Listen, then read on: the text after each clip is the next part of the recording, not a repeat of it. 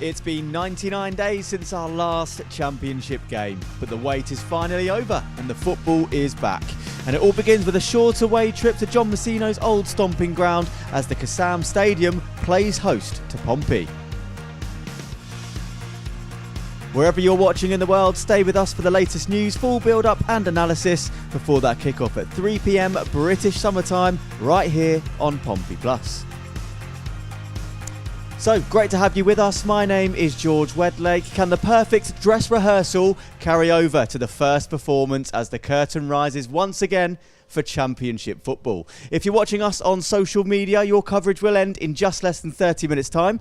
So if you fancy watching the game with us this afternoon or listening to audio commentary, depending on your region, head over to Pompey Plus, where on the balcony for the live match day show number 1 of the season, these two, Andy Orford and Paul Hardiman. Afternoon, guys. Good afternoon. Afternoon, George. Paul, welcome back. How was your pre-season? It's been very good, George. Yeah, I've done nothing.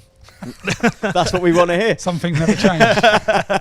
Andy, it was brilliant to be back last week, though, wasn't it? It was great to be back up here once again. But there's something about that first game of the season proper that's just even more special. Yeah, last week gave us a little taster, didn't it? But today, you know, it's back with a bang. It's first game of the season. Everyone's excited. Yeah, you'd like to maybe be here at Fratton Park playing that first one, but Oxford away is a good trip up the A34 for the guys, and they'll go in numbers there today. And yeah, really looking forward to the real stuff, George, should we say. Last week was great, like we said, and second half performance was very good, but here we go. Let's strap ourselves in and get ready for another roller coaster season. Lots of positives to take from a very strong pre-season for John Messino. Yeah, it certainly was. You know, you can look at it in a real positive way and say, you know, great results, great performances, but this is where it really starts. You know, I've been in teams, I'm sure Andy has as well, where you've had a great pre-season and then you kick off the season and you're 1-0 down in the first 10 minutes and you're like, where did that come from? I've also been in teams where we haven't done so well and then you go 1-0 up in the first 10 minutes and your season's underway. So, you know, it plays on you, you know, that mental sort of side of the game. So I think that, you know, John will be instilling that in the lads, you know, let's go out, let's stay solid. You know, it's a long season, it's not a sprint, it's a marathon. So, yeah, go out there, enjoy it, but work hard. And I've got to go back to last season, George, and say, you know, that the lads did terrific after Christmas, you know, with the work rate, their application and their dedication to it. And I want to see more of that this season. Yeah, Andy, we know you love your stats, you love your numbers, and you've been crunching the numbers from pre-season. What can you pick out for us? Yeah, we've had a little look at a few things, and if we go down that list, Mr. Waddingham there in the picture has done very well to get his 4 goals. Let's see if he starts today when the teams come out, or whether Bishop's back in if he's fit. But 17 goals overall for the team in 7 games is very good going. You know, one boring stat that's not on there is we didn't concede a goal either. But I like those boring stats as a defender. So that for me is a very good stat too. And Segicic has managed to get lots of minutes, which was a surprise to me. Sometimes when new players come in, they bed in and get a few minutes here and there. But he's had a right few minutes already, which is great for him. And if he's starting today, then he'll be firing all cylinders, ready to go. And the bottom one there for me is interesting as well. Harry Clout gets his goal for Pompey against Farnborough, and he's gone to Farnborough on a loan for the season, which is a good standard for a young lad. I think he's 18 years old, signed his first professional contract this summer. I wish him all the very best. He'll go and play in the Conference South, which is a good level. So yeah, fingers crossed he does very well and can come back a much better player, ready to play at Fratton Park. Yes, absolutely. Paul, no excuses now. This is the second season in the Championship. That first one's all about solidifying your status. That's been done. And the team would have learnt a lot from last season. They would have done, but you know, sometimes the second season's harder than the first because, you know, you're coming up here, you're determined to stay in the league. You know, don't become comfortable. That's what I would say to the lads. You know, go out there with that determination that, you know, our first thoughts is we want to stay in this league, and then we build on that. You know, our form after Christmas last year was almost playoff form. So if we can keep building on that, I'm sure that, you know, John and the board will be very, very happy. Away performances last season, Andy, is probably the factor that kind of let us down the most, you could say. 3 wins overall away from home. One of those away at Oxford. We'll have to see if that can carry on this afternoon. But speaking of Oxford, they had a very similar season to us, didn't they, last year? Finishing just 1 place below us, 1 point in it as well. Yeah, as we'll see now on the graphic, you know, it's very even Steven, basically. But as you said, George, our away form this year has got to improve if we're going to improve on our season. You know, I think it was 3 wins, as you said, 14 points overall. So that's got to become better. But as you can see, very, very similar. You know, we scored more goals. They conceded slightly less. Home wins very, very even at 11 each, and we just managed to sneak that one more away win. So this will be tough today because Oxford a second season as well. They'll have learned. Pompey certainly learned, as Paul said. Up till October, November, really, Pompey were getting to grips with it. They'll know now what this season's all about, as will Oxford. So I'm expecting a different game today, but I hope Pompey don't play any differently to what they did last year. I think that's key for me. They got to grips with it in the end. The home form here, as we all said, kept us up and projected us to finish in 16th in the league. The 2 league tables for me, though, if you split it in half, Pompey finished 23rd in the away table and 8th in the home table. For me, that's where you know, if you're going to make up ground this year, like we said, that away form's got to improve. No better place to start than today, where we've been quite good over the years, I believe. So, like you said, last year we got a win. No reason why we can't go there today and get 3 points and get off and running. Fingers crossed. Paul, the fixtures seem a lot kinder, less intimidating than opposed to the start of last championship season. But this is the championship. It's so unpredictable. Yeah, I would say that last season's fixtures were, you know, ones that the fans would have wanted. You know, that, you know, Leeds away, first game of the season last year. We're going to Oxford, so you know it's there's a big change there. But you know, look, you've got to play everyone home and away, so it doesn't matter when you play them. Although you know, playing some of the bigger teams at the early start of the season can benefit you because they're not gelling as well. You know, come sort of October, end of September, October time, teams have had time to gel, get their formations right, get their players fit, and then they're starting to fire on all cylinders. So I feel that you know, playing anyone at this time of the season is a good time. The important thing for me though is to get off to a good start. You know, speaking before, you know, and when we used to go up to HMS Mercury Orfs, and you know, Alan Ball and Bobby Campbell were the managers when I was here, and you know, we used to go on good runs, you know, 10 games unbeaten, 13 games unbeaten, you know, and I think the season that we got promoted to the old Division 1, it was something like 17 games unbeaten. So you know, that fitness levels really do, you know, come into it, and hopefully the lads have had a good pre-season fitness wise, they've had, you know, performance wise, so let's hope they both marry up today. And some transfer news then coming in from yesterday. One more signing in through the door, number 6 of the season. Min Hyuk Yang has put pen to paper. Paul, just 19 years of age, very highly regarded it seems in his native South Korea already, and a bit of competition out there on the wide right. Yeah, and that's good for us because, you know, obviously Matt Richard stepped in there for, you know, part of last season and did very, very well. For me, I feel that this lad's come over from Korea and he's done well. Last season he went to Queen's Park Rangers and got the games there. Didn't start off brilliantly, but by the end of the season did all right. The last bit for me really is that when he came on here, I like the look of him. He looked very direct. He looked like he wanted to take people on and try and create and score goals. So if we've got Josh going down the left and him going down the right, we could have a good threat and a great front three. Excellent. We'll see if he features today, and we'll get a look at your starting 11, the first one of the season, in just a moment. But back to pre-season. It was a perfect pre-season, rounded off here last week with the first friendly at Fratton Park for 2 years. And it was a winning one as well. Murphy. Clever ball. And Callum Lang cannot convert. Well, how many times did we see that last season from Josh Murphy? What a wicked ball into the area it was. They lost their next game 5-0. It's well played by Conor Ogilvie, chested into the path of Segacic, and here's Murphy around the goalkeeper. And once again, Pexvoller have to recover, and the Fratton end enjoyed that. It's still goalless, but Pompey are growing. One back again by Murphy. Into the feet of Swift. Callum Lang drives it across and beaten away by Tom de Graaf. The first save of significance of this contest. Pexvoller, former United States national team manager Greg Berhalter, spent a couple of years at the club in the mid-1990s. Segacic, oh, that's a fizzing effort. And tipped over the top by the goalkeeper Tom de Graaf. Into the final 5 minutes of pre-season then. And then it's down to the real stuff. Pompey away at Oxford. And Bianchini scrapes it goalwards with the outside of his right. Did play Dutch football at Volendam in the past. Bianchini. And Pompey have found their goal. Thomas Waddingham. Well, they left it until just 2 minutes to go. And Tom Waddingham, who's grafted up front for the Blues this afternoon, has steered them into a late lead in the final game of pre-season.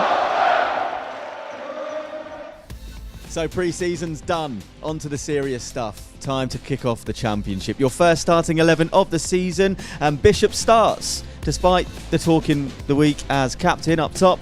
Min Hyuk Yang, who signed yesterday, starts on the bench. No Josh Murphy, where Bianchini starts on the left in his place, and we'll have official news on Josh Murphy when we chat to John Messino after the game. Andy, so what are we looking at here then? The usual 4-2-3-1, would you suspect?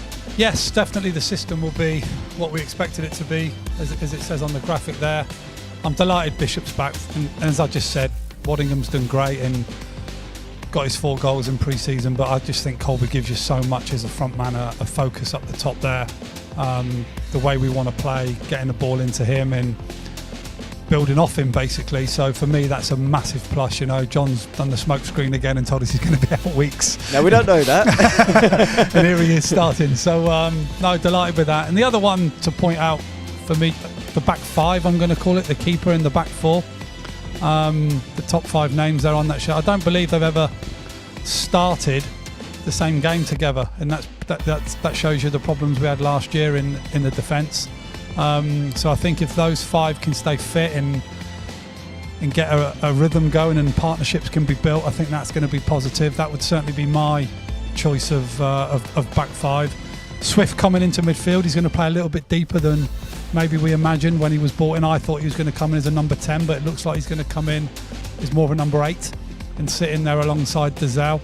And obviously with Josh missing, Bianchini gets his chance on the left-hand side. And when he came on last week, he looked decent to me. I haven't seen a lot of him, I've got to be honest, apart from his games for Swansea last year.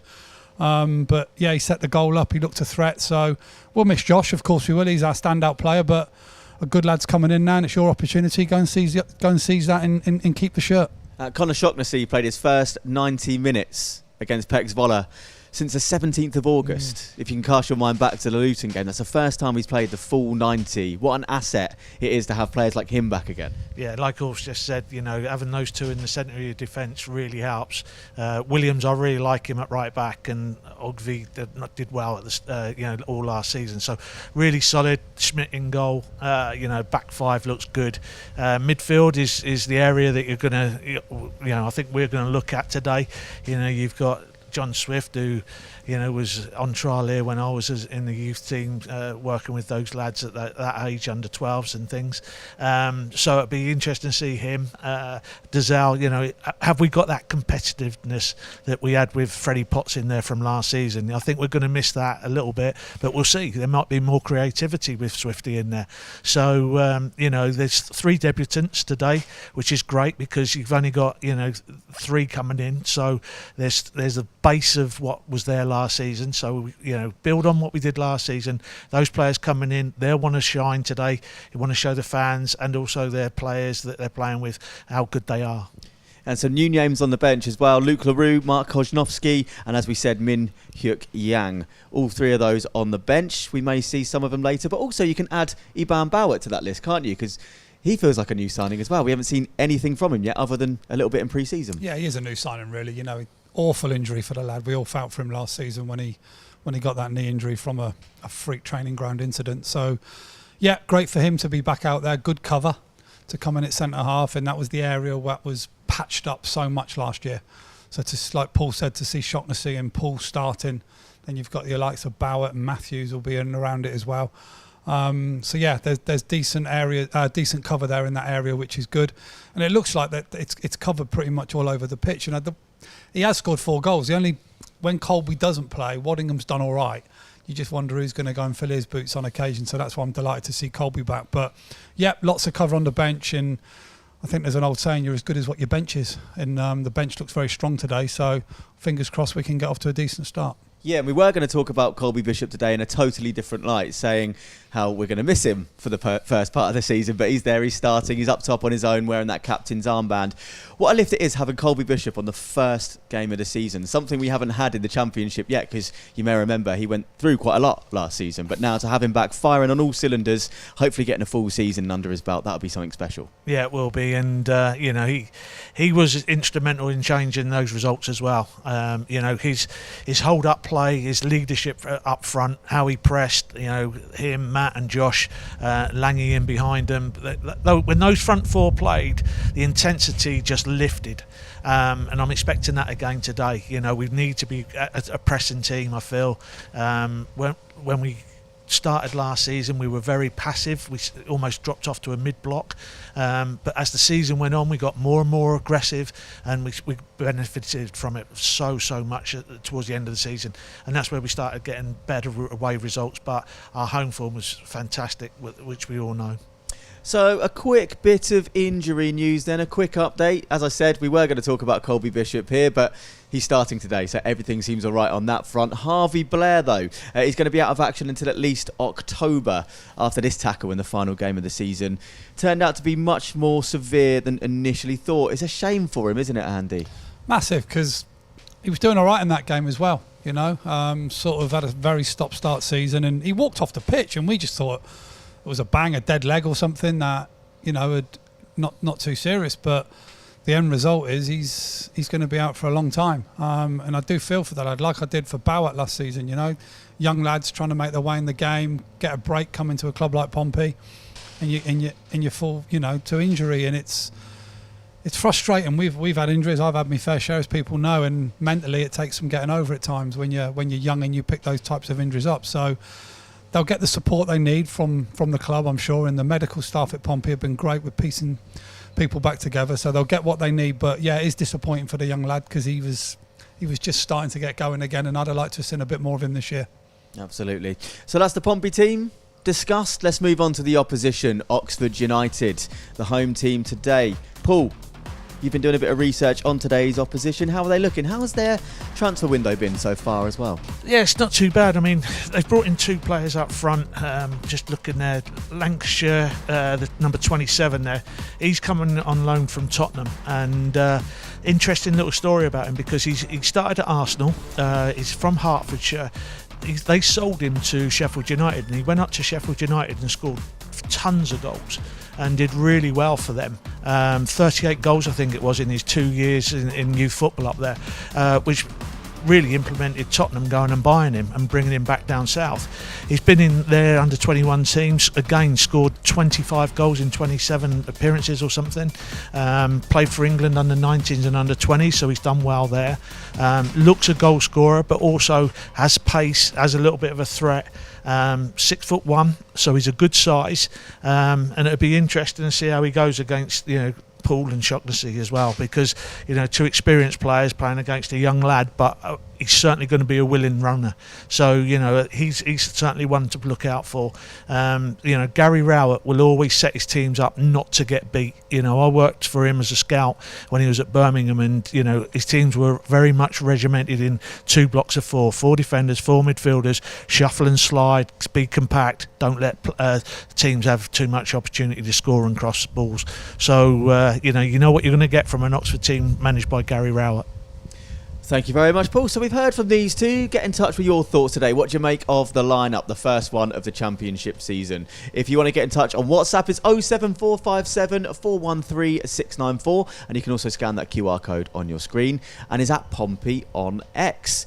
So we'll hear from John Messino in just a moment. Before we get the thoughts of the head coach, it's time for the first competition of the season, and our first prize will leave you feeling rather victorious. As the new football season kicks off, there's another welcome return to the South Coast. Victorious Festival, with Queens of the Stone Age, Kaiser Chiefs, Vampire Weekend, Nelly Furtado and Kings of Leon among the worldwide stars taking to the South Sea stage. Now is your chance to win 2 weekend tickets, each worth £240. To enter, answer the following question. Who scored the most goals this pre-season for Pompey? Was it A. Thomas Waddingham, B. Colby Bishop, or C. Nicholas Schmid? Send in your answer via WhatsApp to 07457 413 694 by 5 p.m. British summertime today, the 9th of August 2025. Entries after the closing time will not be counted. You can only enter once, and by entering, you agree for Portsmouth Football Club and its broadcast partner to contact you via WhatsApp. Good luck! So there we have it. While Andy and Paul try and work out if they've actually heard of any of the acts playing at Victorious Festival this year, let's get the thoughts of head coach John Messino now, who'll be hoping the Blues hit all the right notes this afternoon. And we started off by asking him about the new boy, Min Hyuk Yang. He's a real prospect. I think Tottenham rate him really highly. It's the next part of his development is getting that second loan, and it's been a very, very interesting bit of a whirlwind of a 6 months for Min Hyuk since he has made the trip over here. And yeah, I think we're really excited to have him. He's a winger that's dynamic, exciting in the way he plays. He's direct, and I think that certainly from what we want to achieve for this season, I think it can really help us. I think everybody was very, very keen to see what we were doing on the opening day, and ultimately, look, we're really looking forward to the game. But it's just one of 46 league games that we've got to play this season, and we have to treat it exactly like that. And it's going to be a tough game. I think every fixture in the league you've seen last year is going to be difficult. There are absolutely no gimmies. We didn't take any points from Plymouth, who ultimately finished bottom in the Championship last year. We took 4 points from Leeds, who finished top as champions, and everything in between was probably a bit random for us last year, and we didn't really show that consistency that we're going to try and show this year. But just to make the point that Oxford are a side that had a very, very good season last year, and they've built on that in the summer. We've made some good signings, consolidated keeping players as well, so I expect a really, really tough test on Saturday. I think it helped that we always backed up poor away performances with good home performances and home wins. It is one thing we want to try and build on this year and give the away fans a little bit more to cheer about, and I think that's more than fair. But yeah, the backing we had last year, if you consider some of the dark times that we had, particularly towards the start of the season, was crucial in pulling us through.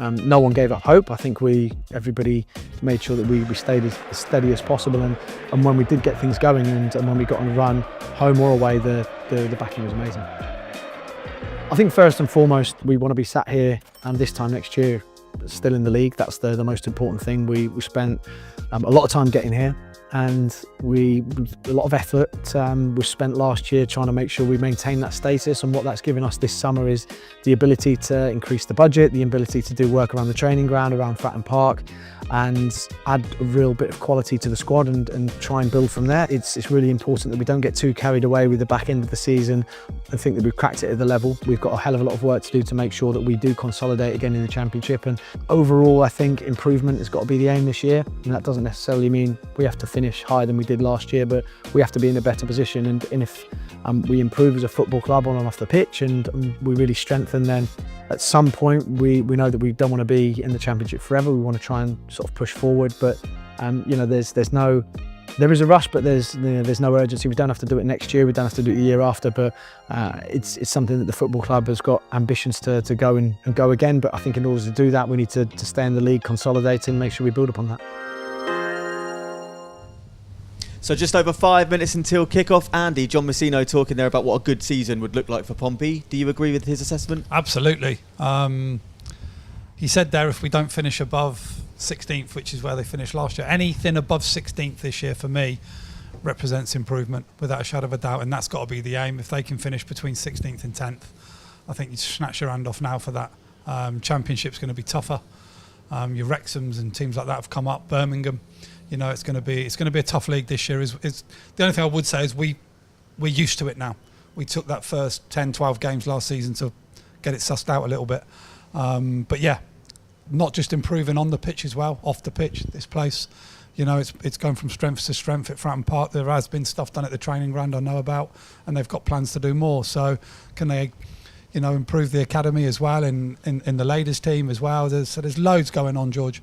But your bread and butter is your first team men's team on the pitch. Can they finish as high up the league as possible? Another year of consolidation around that mid-table block would be seen as success for me, definitely. Yeah, and it's a big day today, isn't it, Paul? Especially for the new players, you could say. Swift starting, Adrian Segicic as well, and Bianchini. Yeah, it is. Whenever you sign for a new club, you want to start off well. I've had a few moves myself, and when I went to Sunderland, everything went really well. When I went to Bristol Rovers, it didn't go so well. And you sort of like thinking like you just want to settle in and first of all get to know your teammates and those that are good lads and the workers, and you want to impress them first and foremost. You want to impress the fans, and by doing that, you're going to get off to a good result. So, hopefully, those three that are starting today, making their debuts. I mean, look, Swifty knows the city. He was brought up in and around Gosport, so he knows it more than the other two do. So we've just got to keep, building on that, and then hoping that, we haven't talked enough really about our home form. Our home form was paramount to us staying up last year because the away form was dreadful. So we've got to keep building on that away form, but maintaining the home form as well. Yeah, so if you can cast your mind back to this time last season, that Leeds first half was a bit intense, a bit insane as a Pompey fan, wasn't it? We were expecting it to be less than that today, but how important is a good start today, that first 45, if we isolate that? Well, not just the 45, George. I think the first 15 minutes will determine how this game goes today. The way Pompey set about this and the manner they go about it. If I see the goalkeeper rolling the ball out to the centre halves and it's how it was at the start of last season, I think it could be a long afternoon. If they go direct, if they play to their strengths, get it into Bishop, go and join from there. I'm not saying long ball. I'm not saying that at all. If it's on to play, you play. But there has to be a bit of reality as well, what we're about, Pompey. So yeah, really important to get off to a good start, and I'm sure they will. They'll do what they need to do today. So we'll hear more from Andy and Paul in a moment. Let's get your thoughts at home then. Feeling really positive about the squad changes and the lineup for today. Best of luck to the lads from Paul in northeast Thailand. Miltos, happy new season. Supporting all the way from Greece as always. Great to have you on board, Miltos. And Chris says, welcome back, boys. Colby gets first in 3-1 win. So Chris's prediction there says 3-1. Andy, what we saying? 1-0 Pompey. 1-0 Pompey. I'll stick with horse, actually. I'll go 1-0 Pompey as well. You two finally agree on we something. agree. That's the first. Nicely done.